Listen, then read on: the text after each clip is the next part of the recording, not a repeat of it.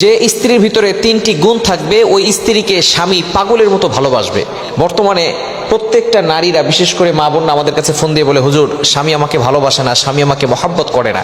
যে স্ত্রীর ভিতরে তিনটি গুণ থাকবে ওই স্ত্রীকে স্বামী পাগলের মতো ভালোবাসবে। নাম্বার ওয়ান, এক নাম্বার হচ্ছে স্বামীর মুখে মুখে তর্ক করা যাবে না। ভালো স্ত্রী হতে হলে, আদর্শ স্ত্রী হতে হলে নাম্বার ওয়ান, এক নাম্বার গুণ অর্জন করতে হবে, সেটা হচ্ছে স্বামীর মুখে মুখে তর্ক করা যাবে না। একজন স্বামী সে তার সংসারের জন্য অনেকটা পরিশ্রম করে।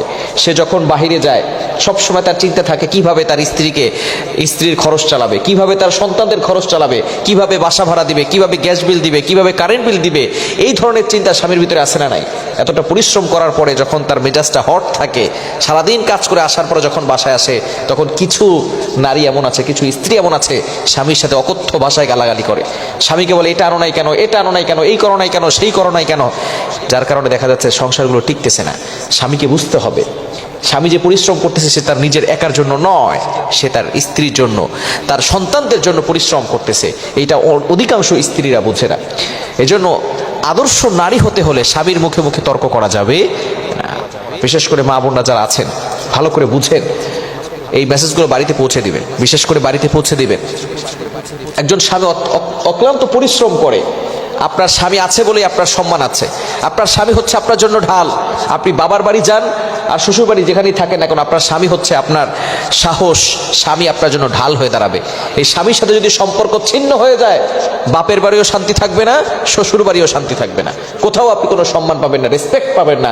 মানুষ আপনাকে খারাপ চোখে দেখবে, এই সমাজ আপনাকে খারাপ চোখে দেখবে, আপনাকে খারাপ প্রপোজ করবে।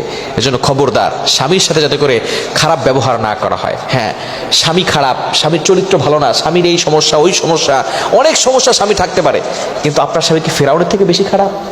ফেরাউনের থেকে বেশি খারাপ আপনার স্বামী? ফেরাউন তো সবচেয়ে জঘন্য ব্যক্তি ছিল। সে বলেছিল আনা রব্বুকুমুল আলা, I am the great Lord, আমি সবচেয়ে বড় খোদা।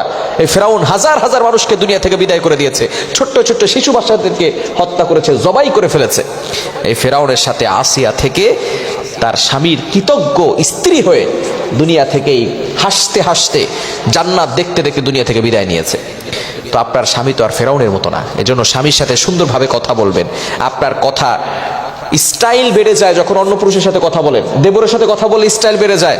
পাশের বাসার ছেলের সাথে কথা বলার সময় আপনি রসকস দিয়ে কথা বলেন, সুন্দর করে কথা বলেন। আর স্বামীর সামনে সুন্দর করে কথা বলার সুযোগ আপনার হয় না। এজন্য স্বামীর সাথে সুন্দর কথা বলুন। স্বামী যদি খারাপ হয় তার জন্য দোয়া করেন।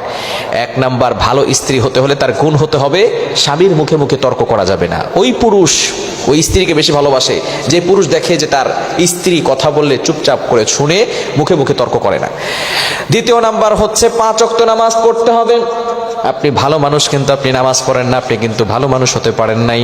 ভালো মানুষ হতে হলে এক নাম্বার যে গুণটা অর্জন করতে হয় সেটাই হলো কিন্তু নামাজ। আপনার ঘরের ভিতরে শান্তি আসবে, সুখ আসবে কখন? যখন আপনার ঘরের ভিতরে সবাই নামাজ পড়বে। সংসার সুখী হয় রমণীর গুণে, একটা কথা আছে না? এই রমণী যদি নামাজই না পড়ে, এই রমণী যদি নামাজ না পড়ে আর স্বামীকে নামাজের কথা না বলে, সন্তানদেরকে নামাজের কথা না বলে, ওই ঘরের ভিতরে কোশ্চিন কালেও শান্তি আসতে পারে না। এজন্য অবশ্যই আপনাকে ফলো করতে হবে, নামাজ কায়েম করতে হবে। শারীরিক অসুস্থতার সময় আসলে, আল্লাহ প্রদত্ত কিছু অসুস্থতার সময় আছে, তখন নামাজ পড়ার দরকার নাই, নামাজ আল্লাহ তাআলা ক্ষমা করে দিয়েছেন। এজন্য নামাজ পড়তে হবে। নিজে নামাজ পড়বে, স্বামীকে নামাজ পড়তে বলবে। বিশেষ করে নফল নামাজ পড়বে। তাহাজ্জুদের সময় উঠে স্বামীর জন্য দোয়া করবে, আল্লাহ আমার স্বামীকে ভালো করে দাও, আমার স্বামীর ব্যবসার ভিতরে বরকত দিয়ে দাও, চাকরির ভিতরে বরকত দিয়ে দাও, আমার সন্তানদেরকে কবুল করো, সন্তানদের মেধা বাড়িয়ে দাও, তাদের পরীক্ষা উত্তীর্ণ হওয়ার ব্যবস্থা করে দাও। কিন্তু বর্তমানে কয়জন স্ত্রী এমন আছে যে রাতের বেলা উঠে তাহাজ্জুদ পড়ে তারপরে স্বামীর জন্য দোয়া করে, স্ত্রীর জন্য, তার সংসারের জন্য দোয়া করে, পরিবারের জন্য দোয়া করে? কয়জন স্ত্রী আছে বলেন? অথচ আমরা দোষ দিয়ে থাকি স্বামীর। দোয়া করেন আপনি আল্লাহর কাছে। তৃতীয় নাম্বার হচ্ছে ভালো স্ত্রী হতে হলে পর্দা করতে হবে। আপনি পর্দা করছেন না, আপনি ভালো স্ত্রী হতে পারেন নাই। আপনি সঠিকভাবে পর্দা মানছেন না, আপনি ভালো স্ত্রী হতে পারেন নাই। আপনাকে ভালো স্ত্রী হতে হলে অবশ্যই সঠিকভাবে সুন্দরভাবে পর্দাকে মানতে হবে। 22 নম্বর পারার 1 নম্বর পৃষ্ঠার 5 নম্বর লাইন সূরাতুল আহজাবের 33 নম্বর আয়াতে আল্লাহ বলে দিয়েছেন, ওয়াকারনা ফি বুয়ুতিকুন্না ওয়ালা তাবাররাজনা তাবাররুজাল জাহিলিয়াতিল উলা। ইউ স্টে এট হোম, তোমরা ঘরে অবস্থান করো। জাহেলি যুগের নারীদের মতো বেহায়া ভাবে নির্লজ্জ হয়ে ঘর থেকে বের হওয়া যাবে না। এই তিনটি কাজ যদি কোনো স্ত্রীর ভিতরে থাকে, ওই স্ত্রীকে স্বামী কিন্তু প্রচন্ড ভালোবাসবে। আল্লাহ তাআলা আমাদের সকলকে বিষয়গুলো বোঝার তৌফিক দান করেন।